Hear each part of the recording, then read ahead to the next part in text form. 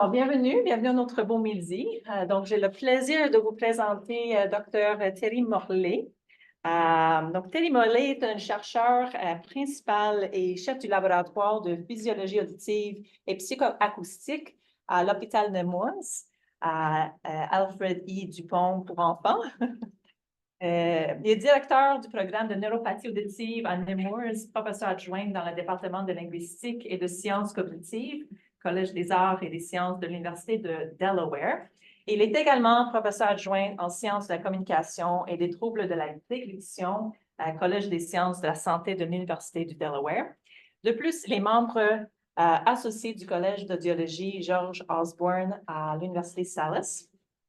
Avec un doctorat en neurosciences de l'Université de Lyon, Terry Morley possède une solide expérience dans la physiologie auditive et vestibulaire humaine. Il a largement étudié les émissions autoacoustiques, les voies auditives inférentes et les potentiels liés à des événements dans les différents systèmes auditifs normalement fonctionnels et malades des enfants et des adultes. Dr. Morley est activement impliqué dans le programme de l'implant cochléaire et est co-fondateur de la course-marche Here We Go, 5 km à Nemours. Pendant une décennie, il préside les conférences Nemours sur la recherche pédiatrique. Il a rédigé et co-rédigé plus que 60 articles couvrant divers sujets, notamment le développement de l'audition, la perte auditive pédiatrique, les troubles vestibulaires et de l'équilibre, les troubles du traitement auditif, le spectre des neuropathies auditives et les malformations de l'oreille interne. Je pense on est vraiment très content de vous avoir ici aujourd'hui. Donc, on va vous accueillir chaleureusement. Merci beaucoup. Merci beaucoup. Merci beaucoup pour la présentation. Et surtout, merci beaucoup pour l'invitation. Je suis très content d'être ici. J'ai eu mes flocons de neige ce matin, je suis très content. Alors que je vous explique avant de commencer, j'ai passé la première moitié de ma vie en France et la deuxième moitié aux États-Unis. Et j'ai un cerveau qui commence à devenir vieux. Et donc, de temps en temps, je fais des mauvais choix au niveau langage. J'ai plutôt évidemment l'habitude de parler anglais. Donc, ne vous inquiétez pas, vous allez entendre plein de bêtises que je vais dire en français et en anglais. J'ai aussi traduit mes diapositives. J'ai redécouvert l'usage des accents. Je vais oublier. Donc aussi, vous allez probablement trouver quelques erreurs, mais j'espère que vous ne m'en voudrez pas trop. Donc, ma présentation aujourd'hui est à propos des potentiels évoqués corticaux dans l'évaluation du traitement auditif. Mais d'abord, je voudrais donner un petit historique, puisque pour tout, il faut se présenter correctement. Donc, je voudrais revenir sur ce que j'ai fait un petit peu dans le temps, et c'est surtout un petit message pour les étudiants, pour leur indiquer à peu près quel âge je peux avoir. Lorsque j'ai fait ma thèse, je me suis intéressé au développement de la mécanique active cochléaire en étudiant les auto-émissions acoustiques chez les nouveau-nés prématurés, chez les nouveau-nés à terme et les enfants. Et donc, c'était l'époque où beaucoup d'équipes dans le monde avaient découvert l'usage des auto-émissions acoustiques, mais à l'époque, on ne savait pas tout, on ne comprenait pas tout de cette réponse. Et donc, j'ai fait partie à cette époque-là, j'étais très content de faire partie d'une des nombreuses équipes qui travaillaient sur les auto-émissions acoustiques. On essayait de les comprendre un peu mieux et on essayait d'essayer d'évaluer leur application clinique. Donc, ça, c'est pour vous expliquer que maintenant, tout le monde sait évidemment qu'on dépiste les nouveau-nés avec des auto-émissions acoustiques. Ça vous paraît tout à fait normal, mais à mon époque, évidemment, ça ne l'était pas. Donc, mon sujet de thèse, c'était surtout d'étudier le développement de la mécanique active cochléaire. Donc, j'ai étudié les auto-émissions acoustiques provoquées, spontanées.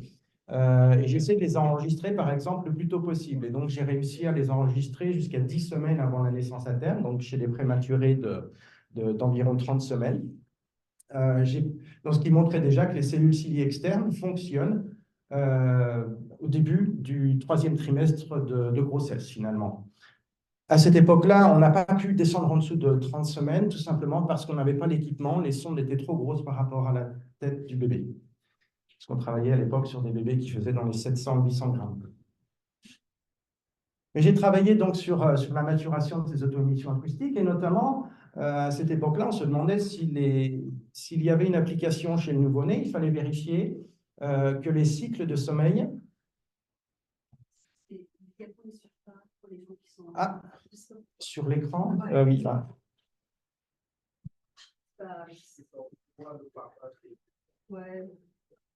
Oui, c'est marqué pause. Si je fais ça. Ça va arrêter. Non, ça fait rien.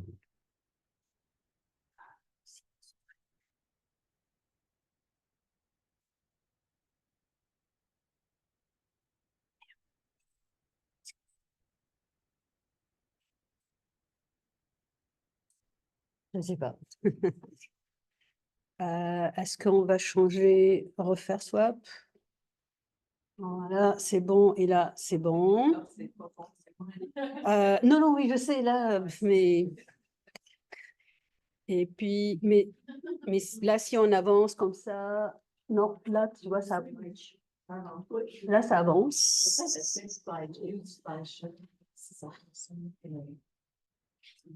Attends. Ou alors, il faut... Attends, ici, là, est-ce que c'est quoi ça? Et ça, c'est le mode... Ouais. Ouais, super. Là, on en a menu. Oui, ça marche. Ok, on peut enlever le menu. Ah ouais, ça, on peut l'enlever, là. Je vais le mettre comme ça. C'est bon? Alors. Ça, je ne sais pas si on peut le déplacer. En bas, c'est mieux? Ça va? Ça dérange personne?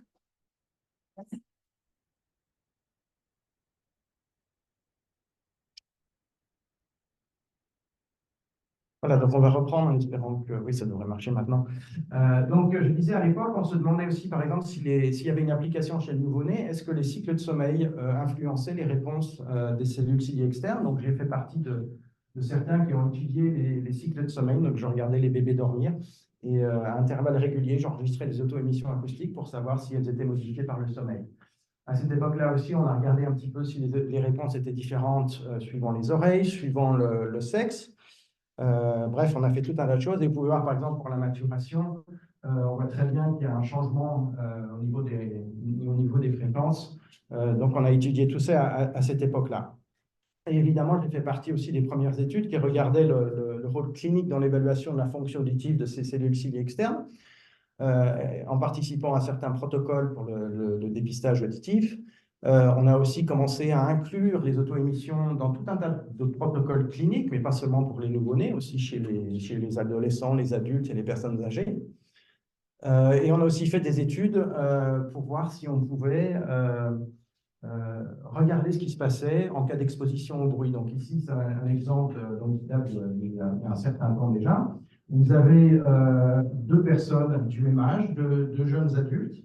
Vous avez ici une personne qui n'a pas été exposée au bruit, vous avez l'audiogramme qui est normal, et les réponses des auto-émissions acoustiques est complètement normale ici avec une réponse sur toutes les fréquences et qui est d'une amplitude tout à fait normale.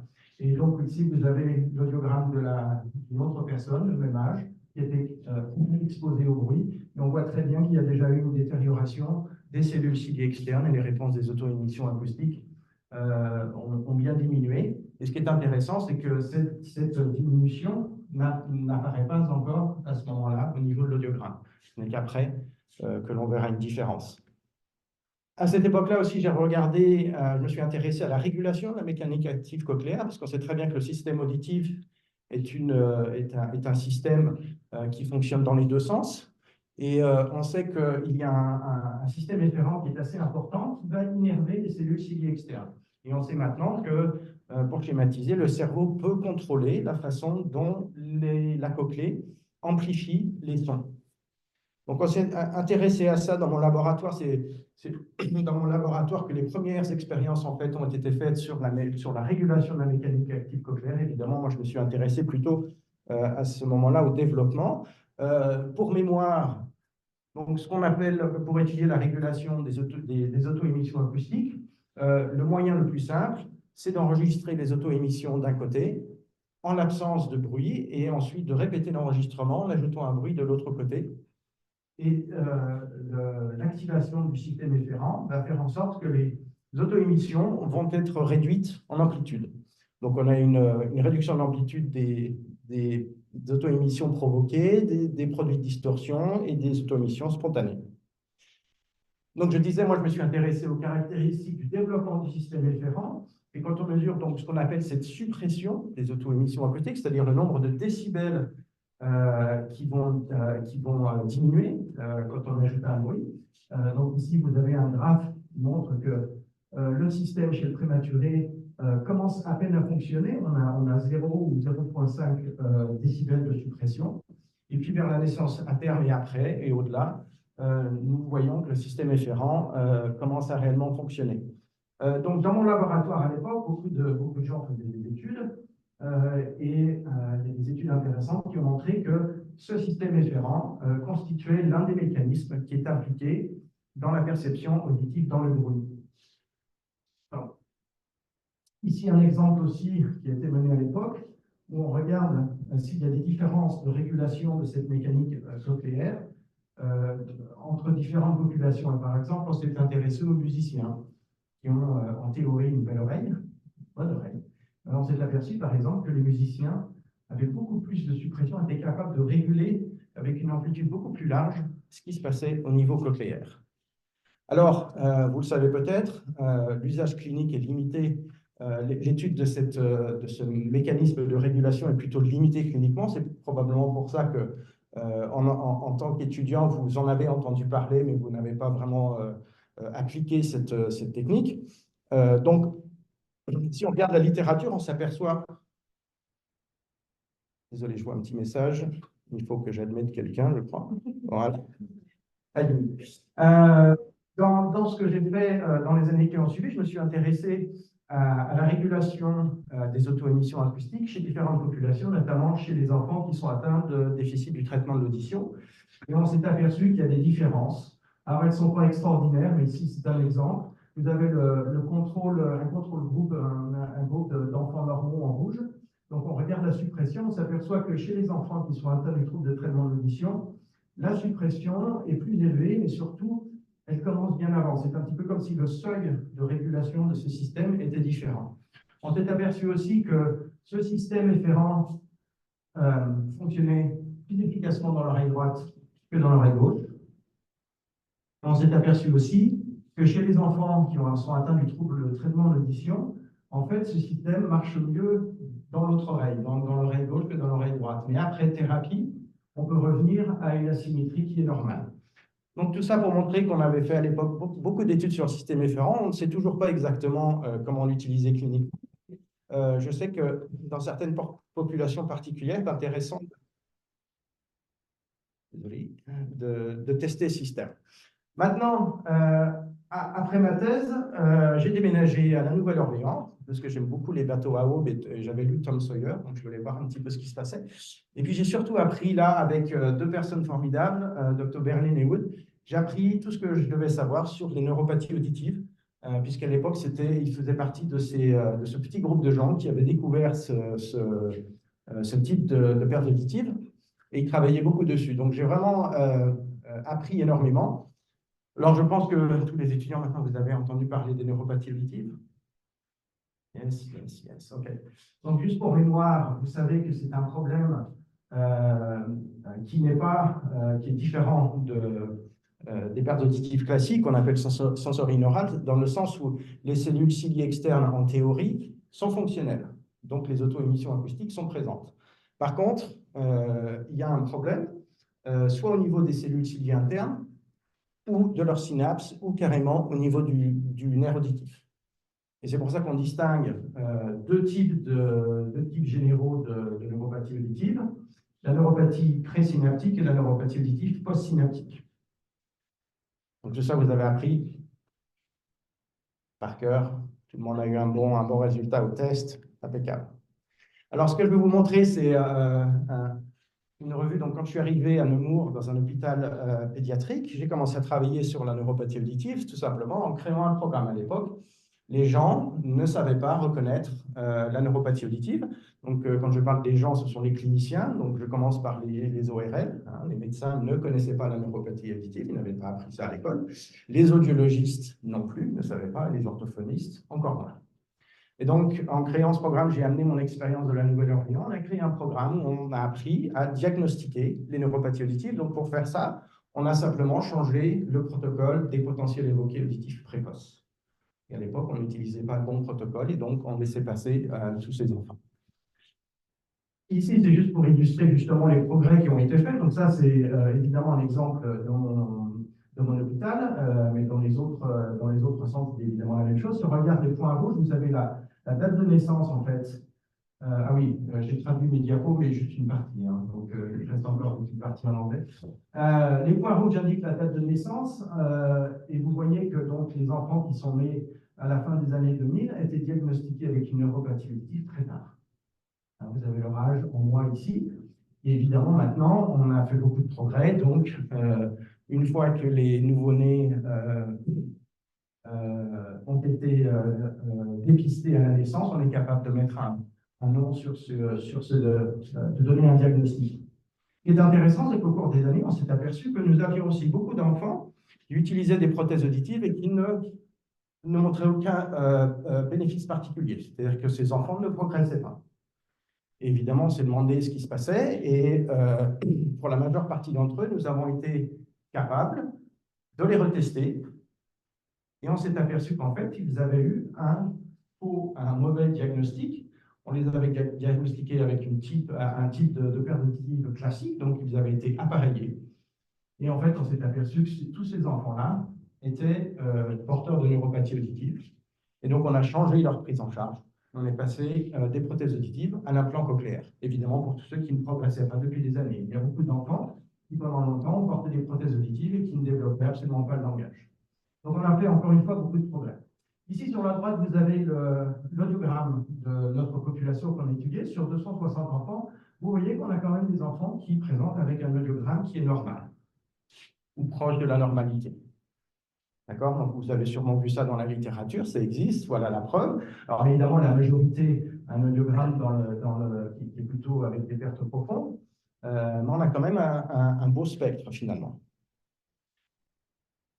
Ce qui est intéressant aussi, c'est quand on regarde un petit peu la façon dont ça se présente, on s'aperçoit que certains enfants, donc vous avez appris que les potentiels évoqués auditifs précoces sont absents ou anormaux.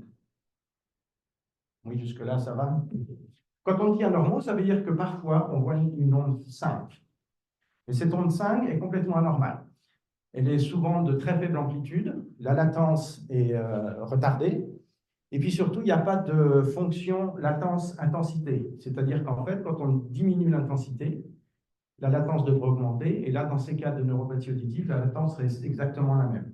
Et on s'est aperçu qu'en fait, à peu près 30% des enfants avaient une onde 5 présente. On s'est aperçu aussi que tout le monde n'avait pas des auto-émissions acoustiques. D'accord? Donc, en moyenne, si on regarde par rapport à leur audiogramme, vous voyez qu'à peu près 80% des enfants ont des auto-émissions acoustiques présentes. Donc, il y a toujours ces 20%, et ça pose une question, et je vais en reparler après, au niveau de la prise en charge. Ce qui est intéressant, c'est de voir que la présence des auto-émissions ou la normalité des potentiels évoqués ne dépend pas de la perte auditive que l'on peut voir sur l'audiogramme. Donc, encore une fois, l'audiogramme, on le sait maintenant, ne permet pas de dire grand-chose sur ces enfants. Sur la droite, je vais passer en détail, mais c'est simplement pour illustrer qu'on a beaucoup d'enfants, évidemment, qui ont des situations un peu complexes, avec des histoires de prématurité, etc., etc., beaucoup de syndromes qui sont présents.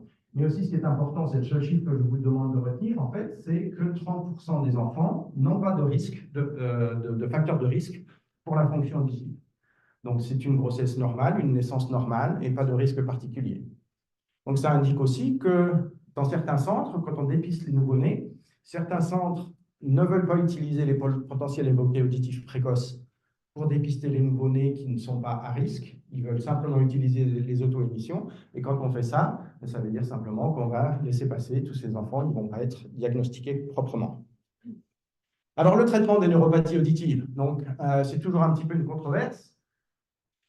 Qu'est-ce que l'on fait? parce qu'on s'aperçoit donc quand on est capable, si on attend suffisamment longtemps, quand on est capable d'obtenir un audiogramme, on s'aperçoit que les enfants ont un certain seuil de perte auditive. Donc le premier réflexe, c'est évidemment d'appareiller l'enfant.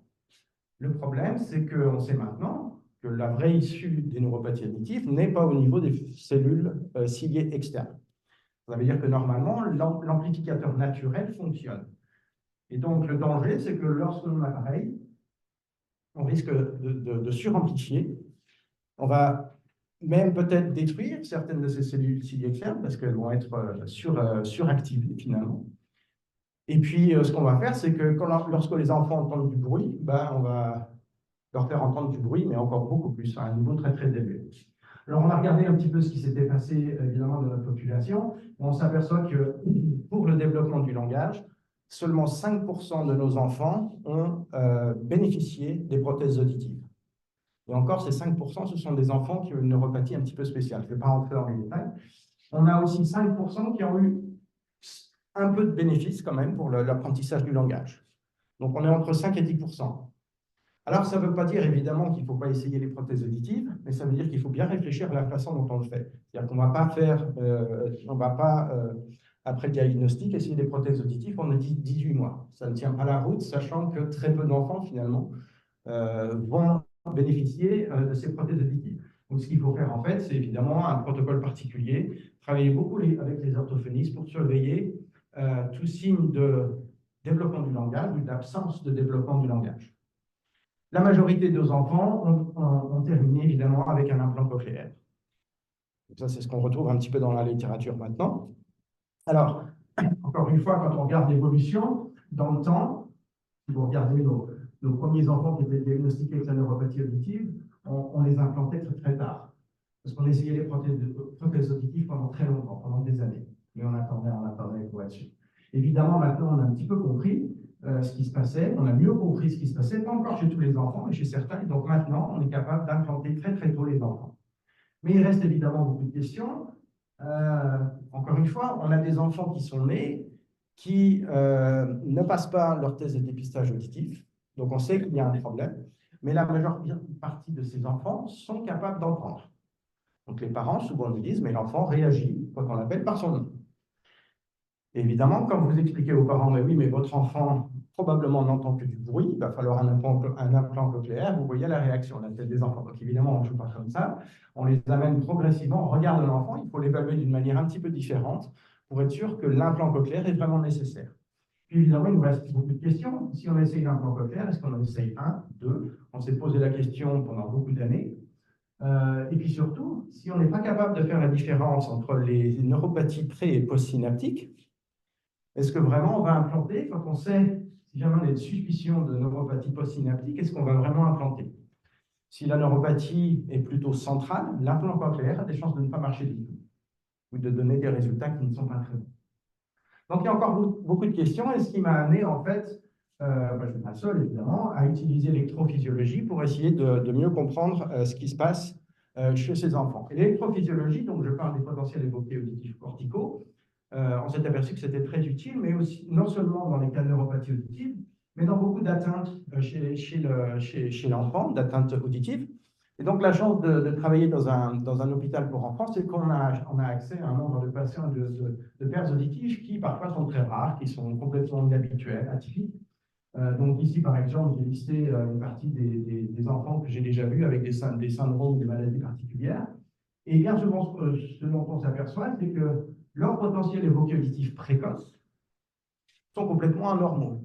Donc, par exemple, vous avez ici un exemple. Qu'est-ce que vous faites avec ce genre d'informations? Ici, vous avez ce qu'on appelle un cochléaire microphonique, un potentiel microphonique cochléaire, pardon, par bon sens, au début. Mais ici, qu'est-ce que l'on a? Est-ce qu'on a une onde 3, une onde 5? On ne sait pas trop. Ici, vous avez un autre exemple, c'est le syndrome de EVA, Enlarged Vestibular Aqueduct.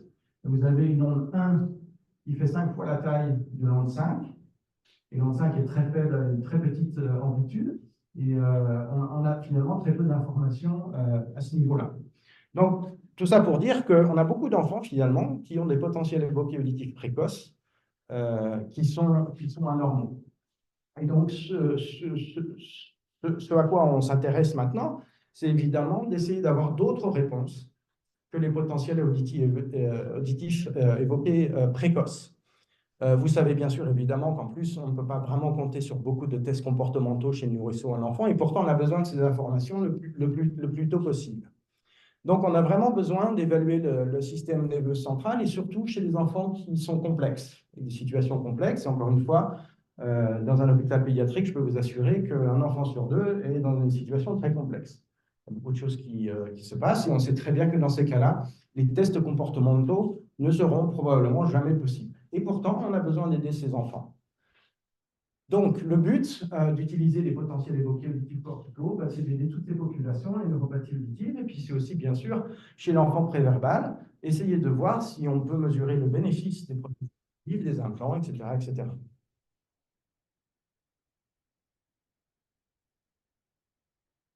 Donc, les potentiels évoqués auditifs corticaux. Que savez-vous? Tout? Vous avez déjà vu ça? Vous en avez entendu parler? Pas encore. Un petit peu quand même. Il y a des spécialistes.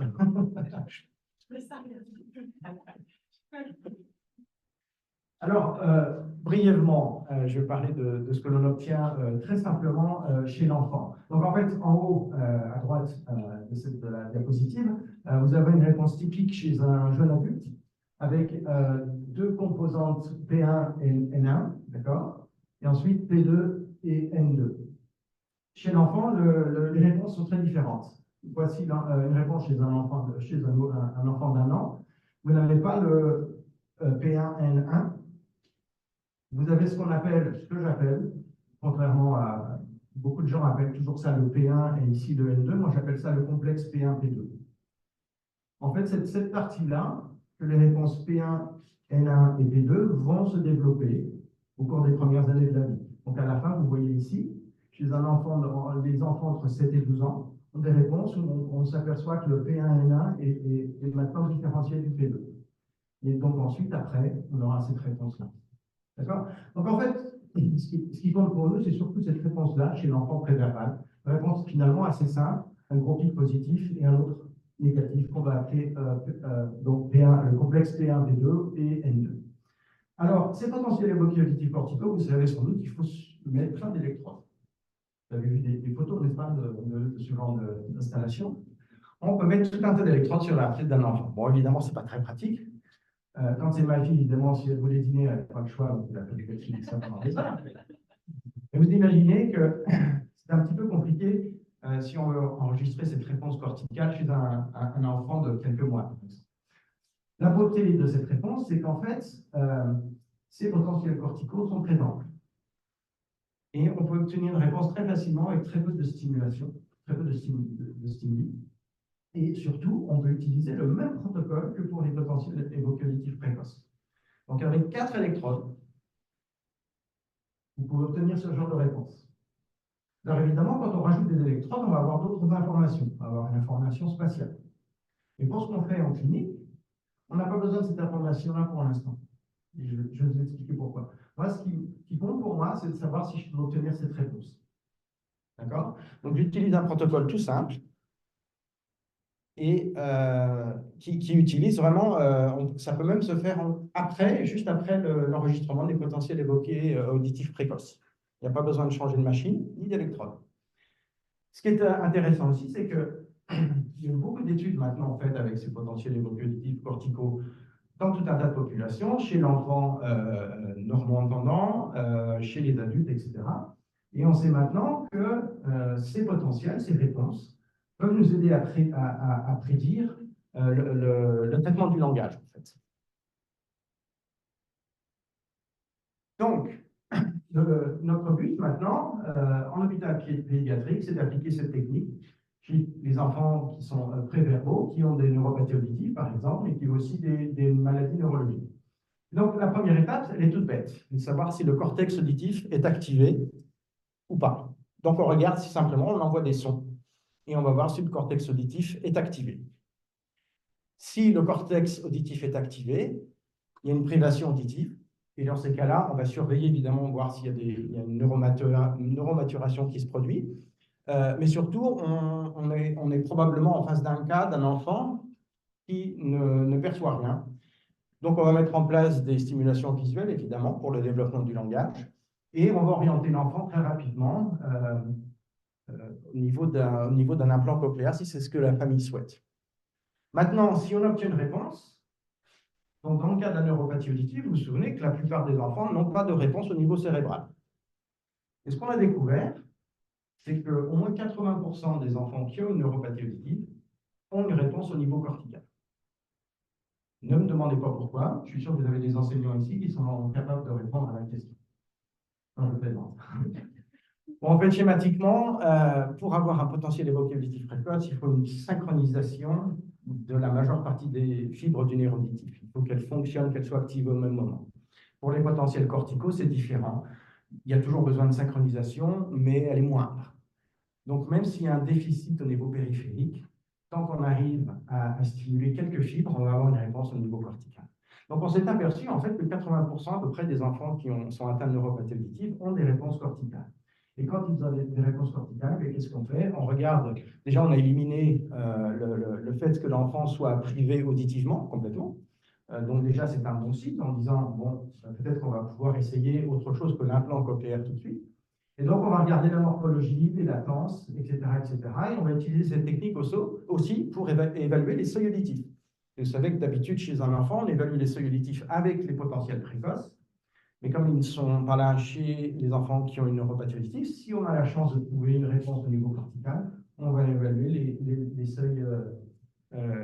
les seuils auditifs. Quelques exemples. Je m'aperçois que j'ai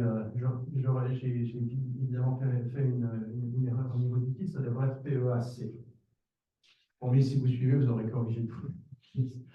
Quelques exemples d'utilisation de ces potentiels. On s'est aperçu qu'on avait beaucoup d'enfants qui, une fois dépistés avec une perte auditive, allaient subir une imagerie cérébrale et le radiologiste nous disait il n'y a pas de nerf, il manque le nerf et souvent on voit ça d'un côté, il manque le nerf auditif. On s'est aperçu qu'en testant ces enfants, on avait une réponse dans certains cas. Ici, par exemple, vous avez 3 exemples en haut d'enfants qui n'ont pas de nerf auditif d'un côté. Et pourtant, vous voyez qu'il y a de l'audition. Ici, 3 enfants qui ont un petit nerf auditif des 2 côtés. Et vous voyez qu'il y a effectivement aussi de l'audition. Ce que vous avez aperçu, c'est que dans beaucoup de cas, on arrive à avoir une réponse au niveau cortical. Donc, ces enfants n'ont pas de réponse au niveau du tronc cérébral, mais une réponse au niveau cortical. Et ça, c'est très intéressant. On s'est aperçu que finalement, mais... Oui. J'essayais de comprendre. Alors, on essaie de comprendre pourquoi. Donc, l'une des explications la plus plausible, c'est que la résolution de l'imagerie cérébrale n'est pas assez importante pour voir lorsque le nerf est très petit. Donc, normalement, ce que l'on voit sur l'écran, vous voyez ici, la partie blanche, là, c'est le nerf auditif qui est absent. Quand on regarde le conduit interne, on a les 2 nerfs vestibulaires, le nerf facial et le nerf auditif. Et quand on voit la petite tache blanche, ça veut dire que le nerf auditif manque. Mais on s'est aperçu que peut-être que dans certains cas, il reste 10% des fibres du nerf auditif. Et la résolution de l'imagerie cérébrale ne permet pas de voir ces 10%. Une autre explication, c'est aussi que ces fibres auditives pourraient voyager dans le conduit interne avec le nerf vestibulaire, ou une partie des nerfs vestibulaires. Donc on est toujours un petit peu, on se demande un petit peu ce qui se passe. Mais ce qui est très intéressant, c'est de s'apercevoir que certains enfants ont de l'audition résiduelle qu'on va pouvoir probablement utiliser. Mais ça, on ne le sait évidemment chez l'enfant jeune, on ne le sait que si on teste les potentiels corticaux. Donc, autre exemple, donc là encore ici, vous avez des enfants qui ont un nerf auditif qui est absent. Vous voyez que chez le premier, la réponse est pratiquement normale. Vous voyez ce grand pic P1, P2, et puis le second pic aussi est présent. Par contre, vous avez un enfant, ici, où on ne voit pas le pic P1, P2. Le N2 est présent, mais très retardé.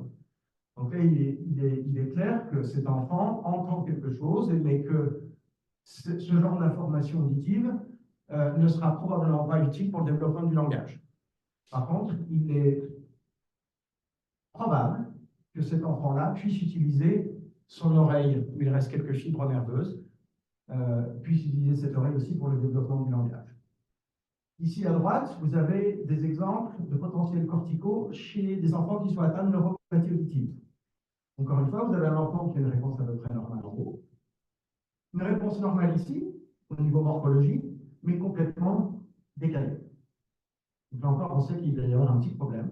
Et puis évidemment, une réponse encore complètement anormale ici. D'accord? Donc je parlais par exemple du fait que à peu près 80% des enfants avaient des potentiels corticaux, ceux qui sont atteints de neuropathie auditive. Vous voyez ici la présence ou l'absence de ces potentiels en fonction de l'audiogramme. Donc ça, c'est vraiment assez impressionnant parce que vous voyez que tous les enfants qui ont des pertes modérées, sévères ou profondes, il y en a quand même beaucoup qui, ont qui présentent avec des potentiels évoqués auditifs corticaux. Autre utilisation de ces potentiels corticaux, c'est d'évaluer le bénéfice des prothèses auditives avant que l'enfant, évidemment, ne puisse le dire ce qui se passe. Ici, vous avez un enfant qui n'a pas de réponse sans prothèse auditive. Et quand on a mis la prothèse, vous avez ça, au niveau cortical. Donc là, on se sent plutôt content. Et on se dit, mais il va falloir surveiller activement. Et il me semble qu'on arrive à stimuler le cortex auditif. Ici, vous avez la réponse d'un enfant lorsque les prothèses auditives ont été activées, et il n'y a toujours rien. Et ça, c'est un enfant qui est devenu implanté, qui a été implanté et qui fonctionne très bien. Ici, c'est un exemple, je suis désolé, la qualité n'est pas très bonne, mais c'est pour vous montrer qu'on fait exactement la même chose avec ces potentiels corticaux pour étudier le seuil de l'audition. On utilise le même principe que avec les potentiels précoces. Alors maintenant, est-ce qu'on a toutes les réponses que l'on veut avec ces potentiels corticaux? Parce que jusque-là, je vous ai dit que c'était très utile. Bon, évidemment, non. On a encore beaucoup de choses sur lesquelles il faut qu'on travaille. Donc, je vais vous montrer un exemple. C'est un petit peu confus ce genre de diapositive, mais ici en haut, vous avez la présence, pardon, la latence du premier pic positif de ces potentiels corticaux chez les enfants atteints de neuropathie auditive en bleu. Et en noir, vous avez des enfants normaux-entendants. D'accord? Donc, je regarde la latence ici, et puis je regarde l'âge de ces enfants. Et vous voyez ici que tous les enfants qui ont atteint de neuropathie auditive, qui ont été testés très jeunes, ont des latences qui sont bien similaires à des enfants normaux-entendants. Ici, sur la droite, vous avez ces mêmes enfants. J'ai enlevé le groupe contrôle. En bleu, vous avez ceux qui ont, après prise en charge, ont terminé avec des implants cochléaires. Pourquoi? Parce qu'ils ne développaient pas de langage. Donc, ils ont tous essayé les prothèses auditives. Donc, qu'est-ce que ça nous dit, ça? Ça nous dit que c'est un petit peu bizarre comme réponse. Si on regarde N2, donc N2 c'est exactement le même principe, je regarde ma latence de N2, en rouge ici, donc les enfants atteints de neuropathie auditive, et en noir, les enfants contrôle. Et encore une fois, on a un gros groupe de sujets qui ont des latences a priori complètement normales. Et à nouveau, tous ces enfants-là en bleu ont pourtant été obligés d'avoir des implants cochléaires. Donc ça veut dire qu'on était très content au début de voir les réponses corticales. On s'aperçoit que la latence en elle-même, avec le protocole que l'on a défini, ne nous permet pas de dire, nous a permis de savoir que l'enfant pouvait être stimulé par des sons, mais ne nous a pas permis de prédire si l'enfant devait être implanté ou pas pour développer le langage. Ça va me suivre à peu près? Donc ça pose beaucoup de questions, évidemment. Par contre, évidemment, quand on regarde les enfants qui ont été testés un peu plus tard, vous voyez ici, par exemple, ces enfants ont des latences qui sont très retardées par rapport aux enfants normaux. Donc, il semble qu'avec la maturation, on a un outil qui est assez efficace, mais dans les 12 premiers mois, on est un petit peu circonspect. Donc, évidemment, on sait très bien que nous, ce que j'ai mis en place, c'est un protocole tout simple. Je stimule les enfants avec un DA tout simple. Donc, finalement, je ne leur demande pas de discriminer. Moi, ce qui m'intéresse au début, c'est de savoir s'ils entendent. Encore une fois, les PEAP ne me disent rien. Je veux savoir si les enfants entendent. J'ai un enfant qui a 3 semaines, je veux savoir s'il entend. Donc, je fais les potentiels corticaux, j'envoie un DA. Si j'ai une réponse, je suis content. Si je n'ai pas de réponse, je sais qu'il faut passer à autre chose. Mais évidemment, je ne demande pas de discrimination. Et c'est bien le problème, en fait, avec notre protocole qui est très simple, avec ça. C'est un protocole très simple. On veut simplement savoir si le cortex est stimulé. Donc évidemment, il faut passer à autre chose. Donc j'ai demandé à un de mes collègues qui a fait des super études, qui travaille, son nom était passé ici, c'est le docteur Toscano, qui travaille à l'université de Villanova. Et il a fait des super études en regardant, donc ici c'est la réponse adulte avec un super N1 qui est bien développé. Et il a fait varier ce qu'on appelle le VOT, donc le Voice Onset Time. Donc il a manipulé les sons de langage, mais vraiment très faiblement. Et il s'est aperçu que le cortex auditif, évidemment, était capable de décoder tout ça. Et moi, je lui ai dit, ben, moi, je veux la même chose, mais pour un enfant d'1 mois. Donc, on ne va pas utiliser un protocole comme ça, mais je lui ai dit, donne-moi 3 sons.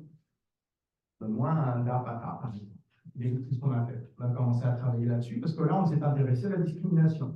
Ici, c'est un enfant avec qui est un des rares enfants avec une neuropathie auditive qui utilise des prothèses auditives. La prothèse est éteinte. On a les trois sons. On allume la prothèse. Donc, on a 3 réponses qui sont différentes. Alors, il y a beaucoup de bruit dans ma réponse, évidemment, mais on a 3 réponses. Et on sait très bien, évidemment, je vous mets le plus bel exemple, c'est-à-dire que c'est un enfant de 7 ans, on sait très bien que les prothèses marchent, il est capable de nous le dire. Mais c'est un moyen de vérifier. Et voilà ce à quoi on s'attelle maintenant, c'est-à-dire d'essayer d'enregistrer les potentiels corticaux très rapidement avec des tâches de discrimination. D'accord ? Alors, on utilise aussi les potentiels corticaux pour d'autres populations. Donc, les adolescentes qui ont des troubles du traitement de l'audition.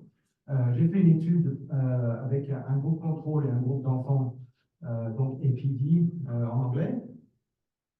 Voilà mon groupe contrôle. Vous avez une belle réponse P2, N2. Et vous voyez que les enfants qui ont un trouble du traitement de l'audition, quand on stimule leur cortex avec un DA, sont très retardés, par à peu près 30 millisecondes. Et tout ça dans le silence. Donc, ils entendent simplement un pas. Donc, dans une situation, ça nous dit quoi? Ça nous dit que une simple stimulation dans un environnement très, très favorable montre que la fonction des voies auditives est beaucoup plus lente. Il y a quelque chose qui se passe, vraiment. Ce qui est intéressant aussi, c'est de voir que la latence de ces réponses est liée à leur façon de répondre dans le bruit. Si vous avez une tâche de reconnaissance du langage dans le bruit, 100% de réponse, 0%, plus la latence est retardée, moins ils sont capables de participer à cette tâche de reconnaissance de langage dans le bruit. On a regardé évidemment dans d'autres populations. Donc, on a regardé chez les enfants qui ont des difficultés aussi d'écoute. Ils ont tous des seuils normaux, ça c'est l'audiogramme, tous des auto-émissions acoustiques qui sont présentes. Et quand on regarde leurs réponses au niveau cortical, on s'aperçoit qu'ils sont tous en retard. Donc, je vais vous expliquer un petit peu ce qui se passe ici. Ça, c'est mon groupe contrôle. Vous avez la latence. Ça doit être c'est P2 ici, N2 ici, d'accord? Donc, vous avez le contrôle groupe. Et vous avez différents groupes. Donc, vous avez des enfants qui ont des troubles de l'attention. Ça, c'est les troubles du traitement de l'audition. Ça, ce sont des autistes. Ça, c'est une combinaison de troubles de l'attention et développement du langage. Développement du langage, ça, c'est des anomalies au niveau du système nerveux central. Et puis, des enfants qu'on a qualifiés comme ayant des pertes auditives centrales. Tout simplement parce qu'on ne sait pas ce qui se passe. Et il n'y a pas d'autres choses qui ne fonctionnent pas. C'est-à-dire qu'il n'y a pas de troubles de l'attention, etc., etc. Donc, pour l'instant, on les a mis dans un groupe comme ça. Mais vous voyez qu'ils sont tous retardés par rapport au groupe contrôle. Et tous ces enfants ont des problèmes d'écoute dans le bruit. Donc, c'est ce qui nous amène maintenant au plus important, c'est d'essayer d'étudier le traitement de l'information auditive dans un environnement sonore réel. Et donc, vous savez très bien que malgré tout ce que l'on fait maintenant avec le dépistage chez les nouveau-nés, la prise en charge vraiment très précoce, il reste que beaucoup d'enfants qui sont appareillés, qui reçoivent des implants cochléaires, n'atteignent pas des niveaux, des compétences normales après quelques années de prise en charge. Alors, on sait très bien que ce qui est important, évidemment, il y a beaucoup d'études qui le montrent, que l'âge à la prise en charge et la richesse du langage sont des facteurs clés chez les enfants qui sont atteints de perte auditive. Mais il y a d'autres facteurs qui nous restent à explorer, et là, évidemment, c'est l'environnement dans lequel ce message est délivré. Et on vit nous vivons dans des sociétés avec beaucoup de bruit. Alors, il y a plus ou moins de bruit, suivant les familles, suivant les localisations, etc., etc. Ce qu'on sait évidemment aussi, c'est que pour entendre, les enfants normo-entendants ont besoin d'un rapport signal sur bruit qui est plus élevé que chez les adultes. Mais c'est encore pire chez les enfants qui ont des pertes auditives. Donc, par exemple, vous êtes capable d'entendre une personne qui parle avec, vous avez besoin, un rapport signal sur bruit de 0 peut vous permettre, si vous avez si vous regardez avec des signaux visuels en lisant les lèvres, un rapport signal sur bruit de 0 va quand même vous permettre de comprendre ce que la personne dit. Évidemment, vous avez acquis le langage, vous avez le contexte, etc., etc. Bon, un enfant qui entend normalement à la naissance a besoin, je vais donner un exemple, de 30 décibels. C'est-à-dire qu'il faut que le langage soit 30 décibels plus haut que le bruit de fond. Chez un enfant qui atteint de perte auditive, c'est plus que ça. C'est 40 ou 50 décibels. Je caricature volontiers, mais c'est un peu dans ces échelles-là. Et donc, ce qui compte maintenant, c'est d'essayer de jouer un petit peu sur ça. Et on sait très bien que le bruit, maintenant, ça a été reconnu comme un polluant environnemental. D'accord? Ça, c'est ce qui se passe en bruit. Et évidemment, on peut se poser la question au niveau clinique, est-ce que l'on teste toujours les jeunes enfants, les nourrissons, en conditions bruyantes? Très rarement.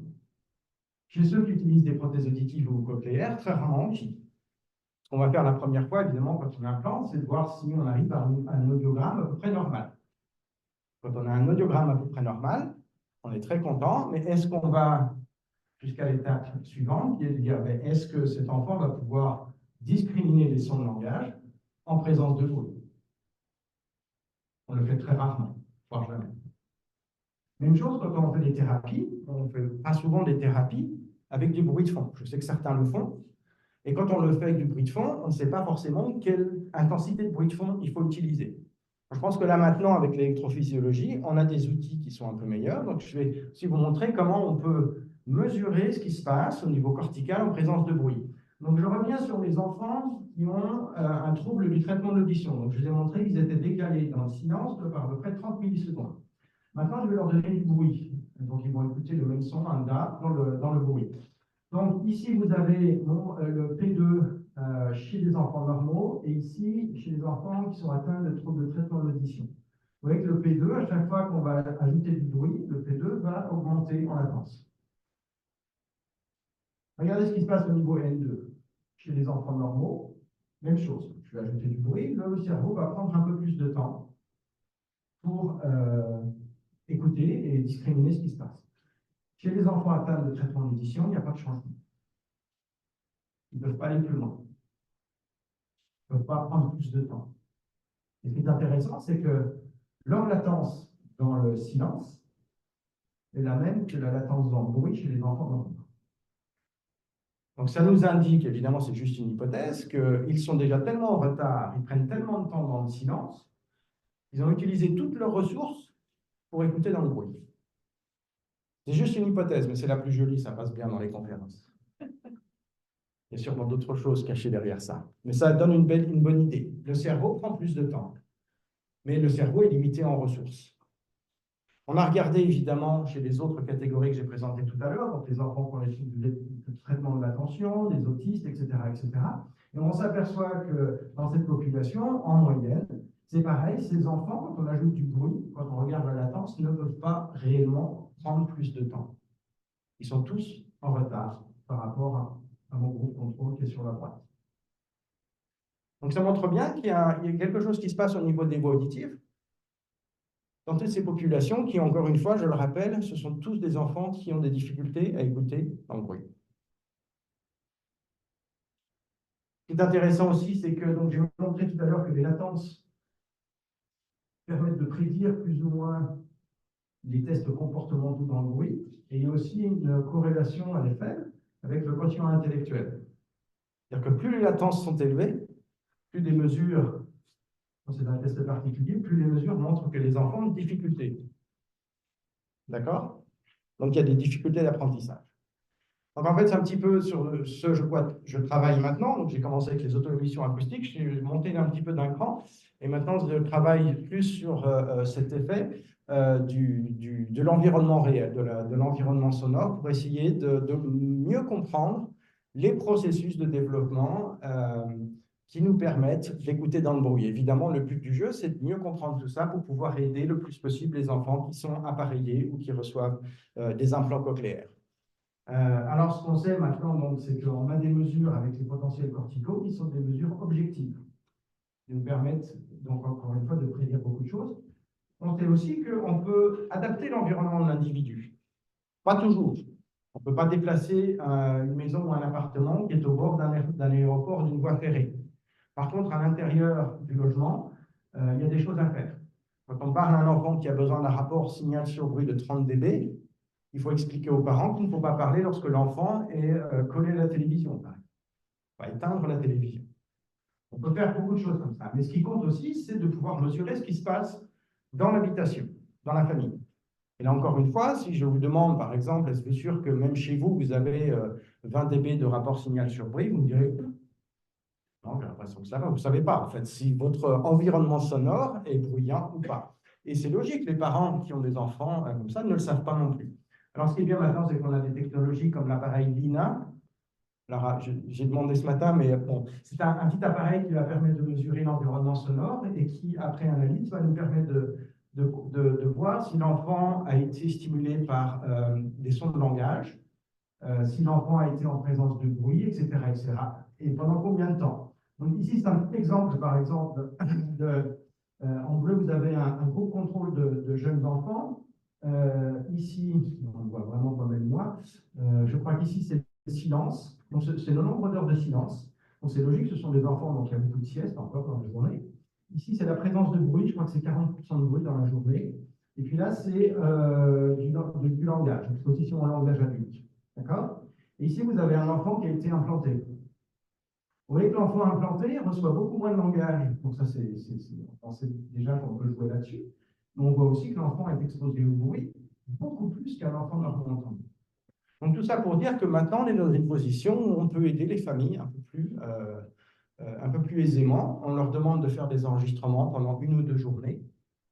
Un jour en semaine, un jour en week-end, par exemple, et on va pouvoir établir un schéma de leur environnement sonore. Et si on voit que l'environnement est très bruyant, on va travailler avec la famille pour essayer de diminuer ce bruit, parce qu'encore une fois, on sait que ça va influer sur le développement.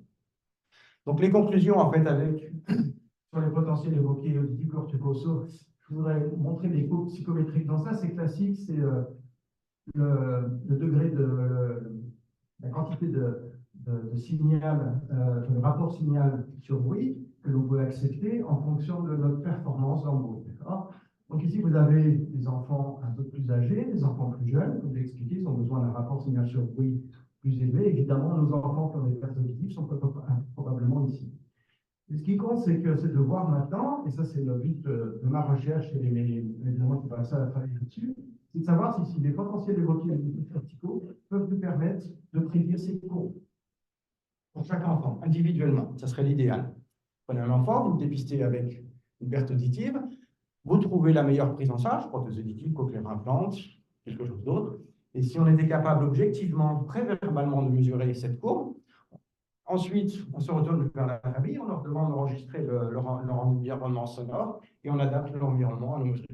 Bon, c'est un rêve, mais il faut rêver pas. Donc voilà, je termine là-dessus et je vous remercie de votre attention.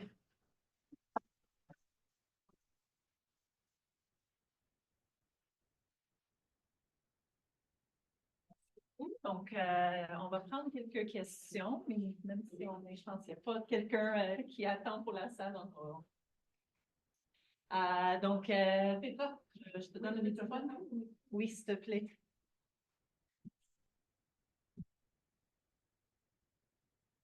C'est très intéressant. J'ai tout compris. Je me demandais, quand tu parlais, si tu veux revenir à la diapo où il y avait des délais sur la M2. La toute première, celle-là? Celle-là, par exemple. Ouais. C'est là de savoir parce que tu as comme dit que peut-être de quelles conséquences que ça pourrait avoir, mais je sais que juste après la M2, il y a la M250 et la M400 qui sont pour le traitement lexical sémantique. Je me demandais si tu penses que ces délais-là pourraient avoir des conséquences sur le traitement lexical sémantique, mais aussi, est-ce que vous avez pensé vérifier ça? Parce que j'ai vu des études, par exemple, qui vérifiaient les MMN chez des gens avec un TDL, mais qui n'avaient pas un trouble d'accès lexical. Donc, ce n'était pas cohérent nécessairement de mesure. Oui. Donc, voilà. Excellente question. Oui, c'est au programme de vérifier ce qui se passe après. L'un des problèmes, évidemment, c'est qu'on essaye de faire des enregistrements chez le jeune enfant. Et ce n'est pas toujours évident d'enregistrer ces ondes qui sont plus tardives. Donc, c'est un petit peu un challenge pour l'instant, mais évidemment, oui, c'est le but du jeu. Quant après, avec les MMN, la Mismatch Negativity, j'ai aussi une collaboration avec quelqu'un qui est spécialiste là-dedans. On essaye de voir justement s'il y a une corrélation entre ces latences-là et les MMN. Mais c'est un travail en cours et on essaye de voir justement. Ouais, non, c'est à venir, mais c'est oui. Intéressant. D'autres questions? Je vais aussi demander peut-être s'il y a des questions en ligne. Je pense que Carole a posé une question. Carole, si tu veux ouvrir ton microphone, je pense qu'on va pouvoir aussi t'entendre. Oui, alors est-ce que vous m'entendez?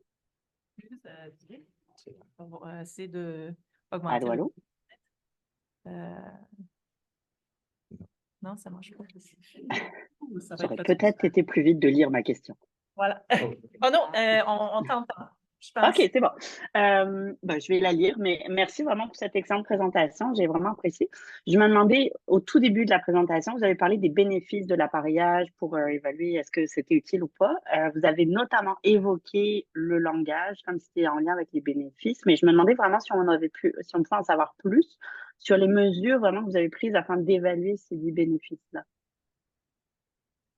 Donc, si je reformule la question, c'est vous voulez savoir quelles mesures on utilise pour évaluer le développement du langage Non, pas le développement. Ben, peut-être. En fait, c'était quoi vos mesures quand vous avez dit, il n'y avait pas beaucoup de bénéfices, il y avait, je pense, que 5% des enfants qui présentaient des bénéfices quand ils étaient à Paris. Mais c'était quoi ces bénéfices? Comment ils ont été mesurés ou évalués? Donc, ces bénéfices, en fait, ils sont surtout évalués, ils sont évalués par deux groupes de personnes. Le premier groupe, ce sont évidemment les parents qui regardent ce qui se passe au niveau langage, au niveau de la réception et au niveau de l'expression. Donc, les parents on leur demande de tenir des cahiers, n'est-ce pas, de tout ce qui se passe. Et évidemment, on travaille beaucoup avec les orthophonistes qui sont, évidemment, par rapport à moi, des spécialistes qui permettent de dire s'il y a progression. Donc, au début, évidemment, on se base sur la réception. Et ce sont donc des mesures qui sont... voilà, on a totale confiance dans les orthophonistes, en fait. Travailler avec eux. Vous parlez à une orthophoniste, donc c'est très apprécié. Mais merci, donc ça répond, c'est-à-dire que des mesures qualitatives, puis des résultats aux tests quantitatifs, Voilà. j'imagine, sur le plan du langage. Merci beaucoup, vraiment encore félicitations. Merci. D'autres questions? Oui, merci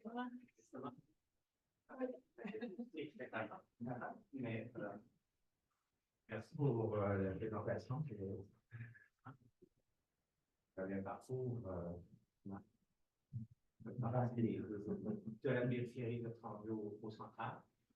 Et donc, est-ce que tu vois, dans les troubles de traitement auditif, les enfants ont été évalués avec des tests comportementaux. Et dans les tests comportementaux, savez-vous lesquels ont été échoués? Parce que là, on voit qu'ils ont chuté dans le bruit. Est-ce qu'ils ont échoué au moins un test de deux tests dans le bruit? Donc, ça, c'était une condition. Je l'ai écouté. Puis, est-ce qu'ils ont échoué aussi d'autres tests? Alors, c'est une très bonne question, je ne l'ai pas mentionné. Donc, on a sélectionné un groupe d'enfants. Je voulais uniquement des enfants qui avaient des troubles dans le bruit. Effectivement, ils devaient échouer à deux. Donc, ils doivent échouer à deux tests d'une manière générale. Et on a choisi de devaient échouer à deux des tests dans le bruit. Voilà, c'est le critère pour avoir une population le plus homogène possible dans ce groupe qui n'est absolument pas homogène, finalement. Et vous avez regardé les autres capacités aussi? Oui, bien sûr, oui. Donc, la question, c'est vraiment de savoir est-ce que vous avez ce profil-là de difficulté dans le bruit, mais est-ce qu'il y a aussi des difficultés dans d'autres? Très peu, parce qu'effectivement, les deux tests qui sont échoués le plus souvent, ce sont les tests dans le bruit. Donc, peut y avoir aussi Mais il y a- des statistiques Voilà. Mais il faudrait que je regarde effectivement parce que, bon, comme vous savez, la batterie de test elle varie suivant les centres, etc. Et c'est un peu.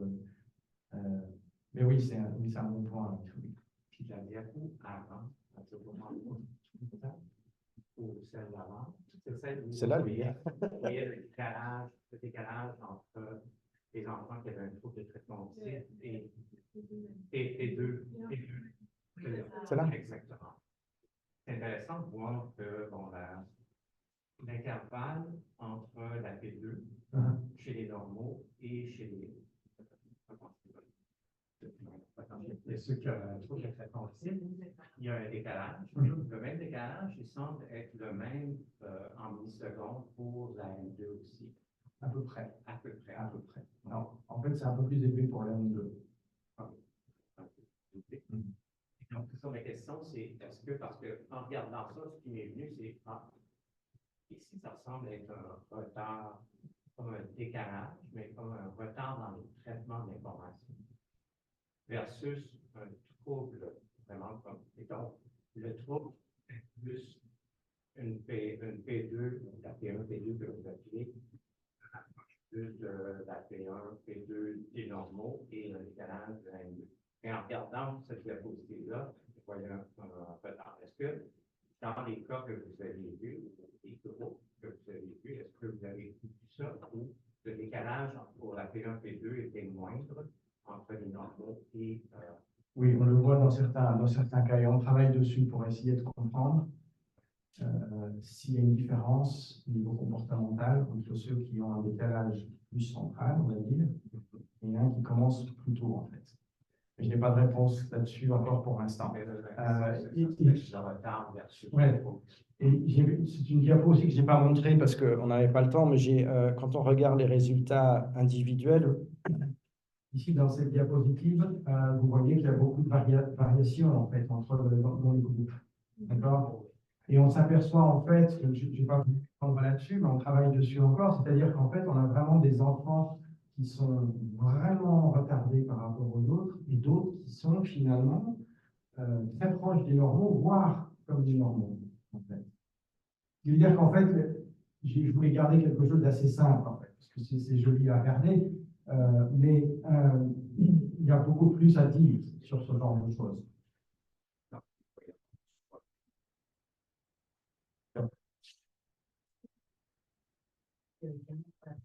En fait, ma question porte sur quoi vous précisez sur la latence.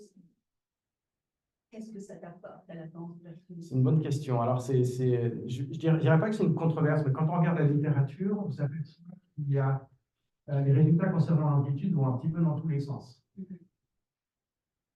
Et la latence semble être... Alors, là, on regarde l'amplitude aussi, je la regarde toujours, mais j'ai des résultats beaucoup plus flagrants avec les latences. Il me semble que les latences sont moins variables aussi, il y a moins de variations. Quand on répète un enregistrement chez le même individu, la latence réellement est ce qui est le plus solide, on va dire. Donc, on regarde le paramètre amplitude à chaque fois. J'ai quelques différences avec l'amplitude, notamment, je ne l'ai pas montré, mais chez les enfants qui ont des troubles de traitement d'audition notamment, on voit que l'amplitude est plus importante que chez les autres. Et l'une des hypothèses, ça veut dire qu'en fait, ils ont un retard de développement qui fait qu'ils n'ont pas encore éliminé certaines synapses, des choses comme ça, et qu'en fait, leur amplitude, en théorie, devrait diminuer avec le temps. Mais quand on regarde tous ces groupes ici, c'est un peu plus complexe. Et je pense que la littérature aussi indique que l'amplitude, on a vraiment des choses, suivant les études, des choses qui sont dans tous les sens. Mais c'est une très bonne question.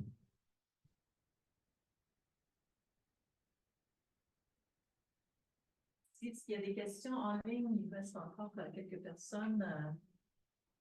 Si vous avez des questions, n'hésitez pas. Sinon, des questions dans la salle? Non? Je vais profiter de poser une question avec vous aussi. On s'intéresse sur les NMN, aussi sur les P300. Oui. Donc, le P300, c'est un composant qui est relié à un changement d'attention. Est-ce que ça, c'est quelque chose qui vous intéresse ou que vous voulez explorer?